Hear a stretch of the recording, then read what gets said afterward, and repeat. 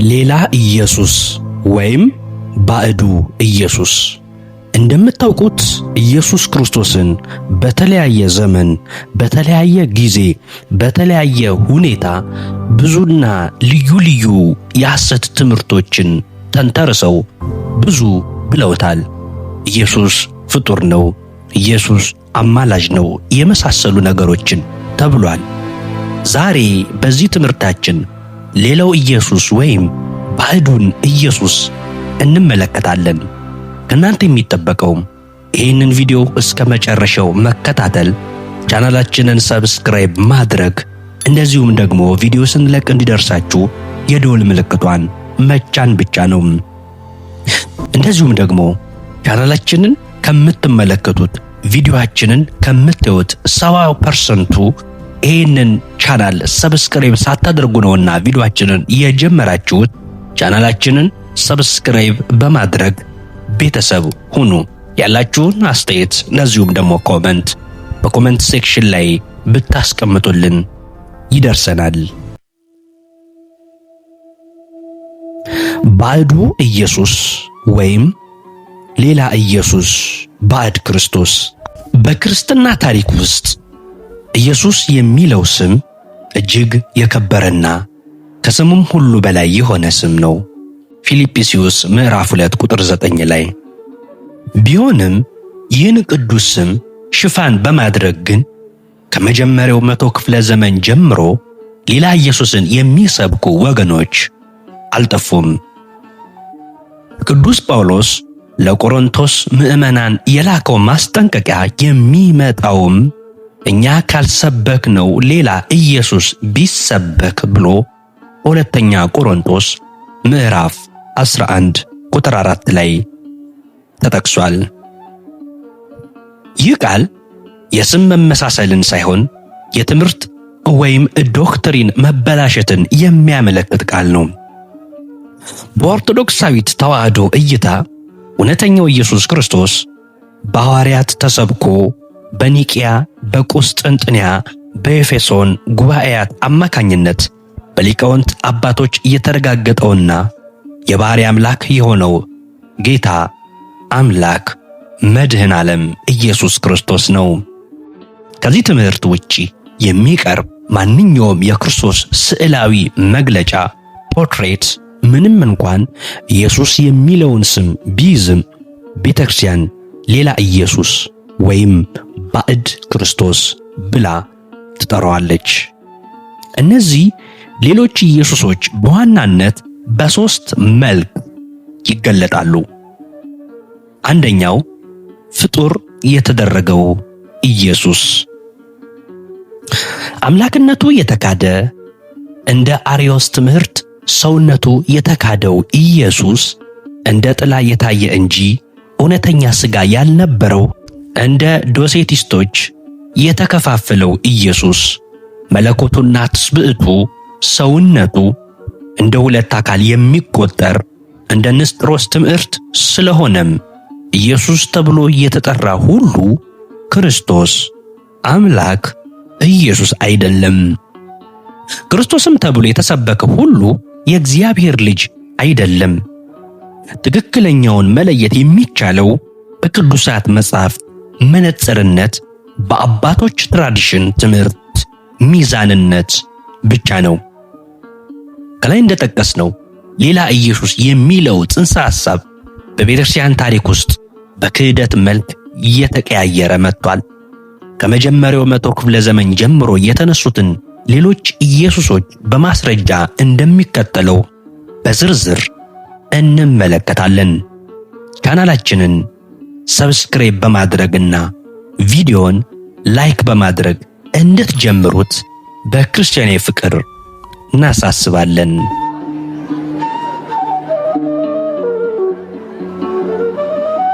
አንደኛ፣ የግኖስቲኮች ረቂቅ ኢየሱስ። አንደኛው ሁለተኛው 100 ክፍለ ዘመን በሐዋርያት ዘመን ማብቂያ ላይ የተነሱት ግኖስቲክስ ሥጋን እንደ እርኩስ መንፈስን ደግሞ እንደ ንጹሕ ያዩ ነበር። ስለዚህ የእነሱ ኢየሱስ እውነተኛ ሥጋ የሌለው መንፈሳዊ ጥላ ብቻ ነበር። ትምህርታቸው ኢየሱስ አልተራበም፣ ኢየሱስ አልተጠማም፣ ኢየሱስ በመስቀል ላይም አልሞተም። ምክንያቱም ሥጋ እርኩስ ስለሆነ አምላክ ሥጋ አይለብስም ባዮች ነበሩ። የቤተክርስቲያን ምላሽ ወይም ማስረጃ ቅዱስ ዮሐንስ በመልእክቱ ይህን ሌላ ኢየሱስ እንዲህ ሲል አውግዞታል። ኢየሱስ ክርስቶስ በሥጋ እንደመጣ የማይታመን መንፈስ ሁሉ ከእግዚአብሔር አይደለም፣ ይህም የክርስቶስ ተቃዋሚው መንፈስ ነው ብሎ በአንደኛ ዮሐንስ መልእክት ምዕራፍ 4 ቁጥር 3 ላይ ተናግሯል።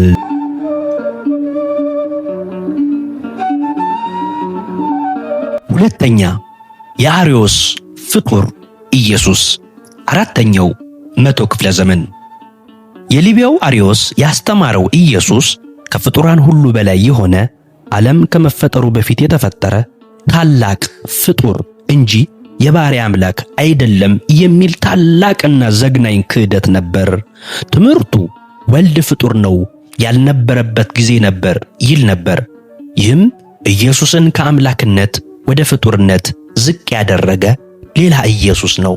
የቤተክርስቲያን ምላሽ ወይም ማስረጃ በ325 ዓመተ ምህረት በኒቅያ ጉባኤ በ318ቱ ሊቃውንት ተሰብስበው አርዮስን አውግዘውታል፣ ከቤተክርስቲያንም ለይተውታል።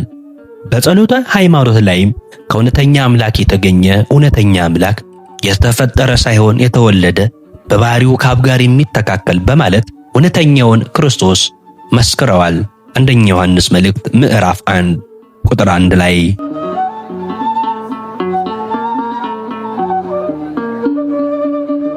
ሶስተኛ የንስጥሮስ ሁለት አካል ኢየሱስ ነው። አምስተኛው መቶ ክፍለ ዘመን ላይ እንሂድ።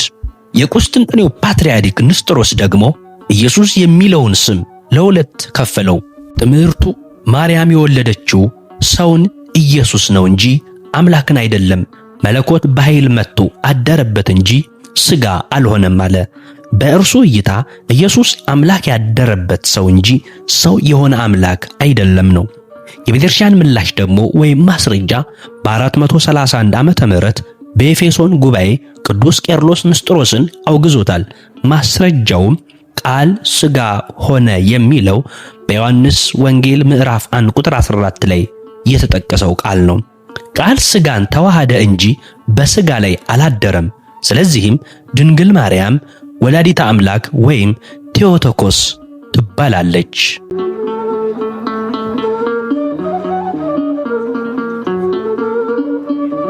አራተኛው የአቡሊናሪዮስ ፊደል አልባ ኢየሱስ ነው። አቡሊናሪዮስ የተባለው መምህር ደግሞ ክርስቶስ ሙሉ ሰው አይደለም፣ የሰው ሥጋና ነፍስ አለው እንጂ አእምሮ ልቡና የለውም፣ በልቡኖ ፋንታ መለኮት ገብቶበታል ብሎ አስተማረ።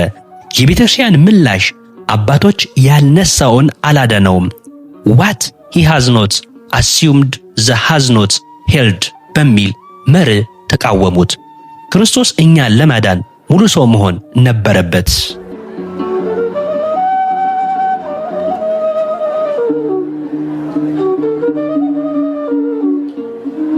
አምስተኛ የኬልቄዶኑ ሁለት ባህሪ ኢየሱስ 451 ዓመተ ምህረት። ይህ በ451 ዓመተ ምህረት በኬልቄዶን ጉባኤ የተፈጠረ አዲስ አመለካከት ነው። ምንም እንኳን በስም አምላክም ሰውም ነው ቢሉም ክርስቶስን ለሁለት ከፍለው የሚያዩበት መንገድ በኦርቶዶክሳዊ ተዋሕዶ እይታ ሌላ ኢየሱስ ሆኖ ተገኝቷል። ትምህርታቸው ክርስቶስ ከተዋሕዶ በኋላ በሁለት ባህሪ ይኖራል አሉ። መለኮታዊ ሥራ ሲሰራ በመለኮቱ ሰዋዊ ሥራ መራብ፣ መጠማት፣ መሞት ሲሰራ በሰውነቱ ነው በማለት የክርስቶስን አንድነት ለሁለት ከፈሉት። የኦርቶዶክስ ምላሽ ወይም ማስረጃ ቅዱስ ቄርሎስና የኢትዮጵያ ኦርቶዶክስ ተዋሕዶ ቤተክርስቲያን የምታስተምረው ተዋሕዶ የሚለውን ነው። መለኮትና ትስብእት ያለ መለወጥና ያለ መከፋፈል አንድ ሆነዋል። ቃል ሥጋ ሆነ አንደኛ ዮሐንስ ምዕራፍ 1 ቁጥር 14 እንጂ ቃል በሥጋ ላይ አደረ ወይም ቃልና ሥጋ ለየቅል ሆኑ አይልም። ስለዚህ በመስቀል ላይ የሞተው አምላክ የተዋሃደው ሥጋ ነው፣ ተራ ሰው ብቻ አይደለም።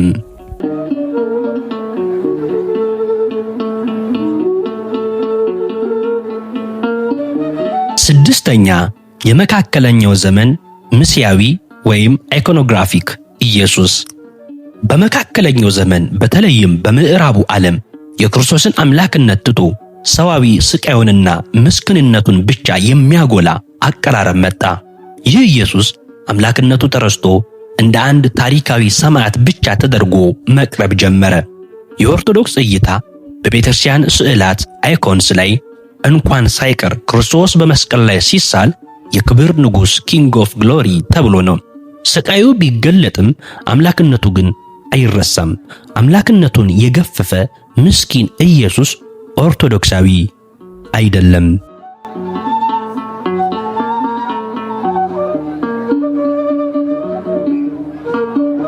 7ኛ የዘመነ መገለጥ ኢንላይትመንት ሞራላዊው ኢየሱስ። በ18ኛውና በ19ኛው መቶ ክፍለ ዘመን የተነሱ ፈላስፎችና የሃይማኖት ሂስ ሰጪዎች የፈጠሩት ሌላ ኢየሱስ ነው። ትምህርታቸው ኢየሱስ ታላቅ መምህርና የሥነ ምግባር አርአያ እንጂ ታምራት አድራጊና ትንሣኤ ያለው አምላክ አይደለም ብለው ክደው ነበር። ታምራቱን ሁሉ እንደ ተረት በመቁጠር የሰው ልጅ በሥነ ምግባር የሚያንጽ ፈላስፋ ኢየሱስን ሰበኩ።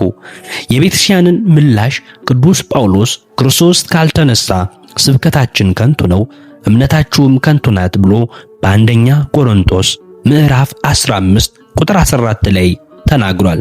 ይህ የሞራል መምህር ብቻ የሆነው ኢየሱስ ለድነት የማይበቃ መሆኑን ያረጋግጣል።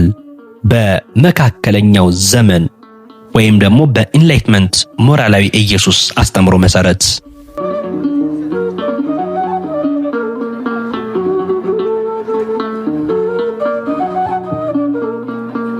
8ኛው የዘመናችን የብልጽግና ወይም ፕሮስፔሪቲ ኢየሱስ። ይህ ደግሞ በ20ኛው እና በ21ኛው ክፍለ ዘመን በስፋት እየታየ ያለ ሌላ ኢየሱስ ነው። ትምህርታቸው ይህ ኢየሱስ የሚሰበከው ምድራዊ ሀብትን፣ ጤናን፣ ስኬትን ለመስጠት ብቻ እንደመጣ ኤጀንት ተደርጎ ነው። ኢየሱስን ከተቀበልክ አትታመምም፣ አትደኸይም የሚል ስብከት ያቀርባሉ። የኦርቶዶክሳዊት እይታ ምላሽ ደግሞ እውነተኛው ኢየሱስ ሊከተለኝ የሚወድ ቢኖር ራሱን ይካድ መስቀሉንም ተሸክሞ ይከተለኝ ብሎ በማቴዎስ ወንጌል ምዕራፍ 16 ቁጥር 24 ላይ ያለውን መነሻ ቃል ይዛ መከራና ትዕግስትን የሚያስተምር እንጂ ምድራዊ ድሎትን ብቻ ቃል የሚገባ የገበያ ኢየሱስ አይደለም። ኢየሱስ ተባለ ማለት ሁሉ ክርስቶስ ነው ማለት አይደለም። አንድ ሰው ስለ ኢየሱስ ሲነግረን ትክክለኛው ከመጽሐፍ ቅዱስና ከቤተክርስቲያኒቱ ኢየሱስ ጋር አንድ መሆኑን የምናውቅባቸው 3 ቀላል መንገዶች አሉ።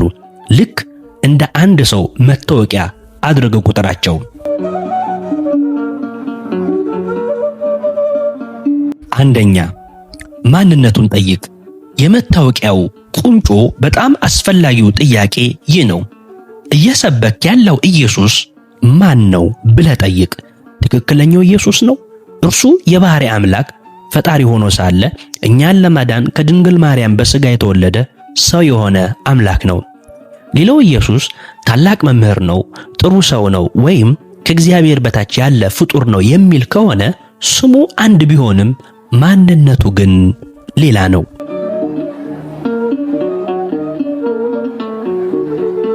ሁለተኛ፣ ለምን መጣ? የሥራው መለኪያ። ኢየሱስ ወደ ምድር የመጣው ለምንድን ነው ለሚለው ጥያቄ የሚሰጠው መልስ እውነተኛነቱን ይገልጣል። ትክክለኛው ኢየሱስ የመጣው ኃጢአታችንን ሊያጥብ፣ ሞትን ሊያጠፋና ወደ ዘላለም መንግሥት ሊወስደን ነው። በመስቀል ላይ የፈሰሰው ደሙ የዓለምን ኃጢአት ያስተሰርያል።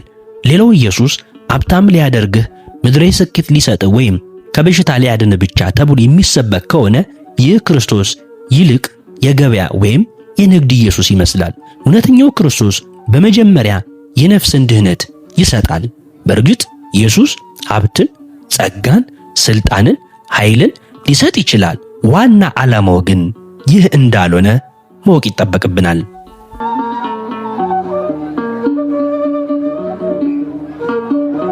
ሶስተኛውና የመጨረሻው ሐሳብ ደግሞ የመጣው ኢየሱስ ከየት ነው ወይም የመረጃው ምንጭ ምንድን ነው?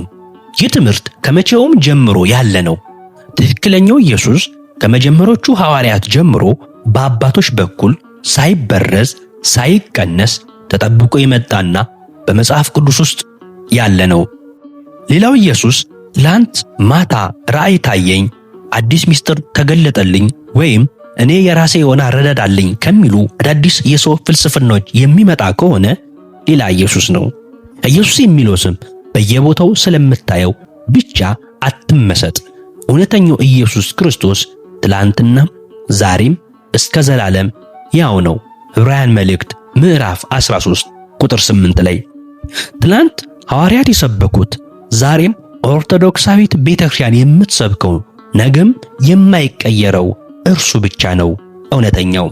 ማስጠንቀቂያ፣ ሌላ ኢየሱስ ስሙን ቢጠቀምም ኃይሉንና እውነተኛ አምላክነቱን ግን ይክዳል። ስለዚህ በስሙ ብቻ ሳይሆን በትምህርቱ ወይም በመታወቂያው እንለየው። ይህ ያኖስ የዩቲዩብ ቻናል ነው። ለዛሬ ይህንን መርሃ ግብር ይዘንላችሁ መጥተናል። ውድ ክርስቲያኖች ቻናላችንን ሰብስክራይብ ብታደርጉ ለኛ ይጠቅመናል። እንደዚሁም ደግሞ ሁል ጊዜ ቪዲዮ ስንለቅ የማሳወቂያ መልእክት እንዲደርሳችሁ የደውል ምልክቷን መጫን አትርሱ። ቪዲዮን ላይክ ብታደርጉ ለኛ ይጠቅመናል። ያላችሁን ይሄ ቢስተካከል ይሄ ቢቀነስ የምትሉትን ሐሳብ ደግሞ በኮሜንት ላይ ብታስቀምጡልን ይደርሰናል። ይሄ ያኖስ የዩቲዩብ ቻናል ነው።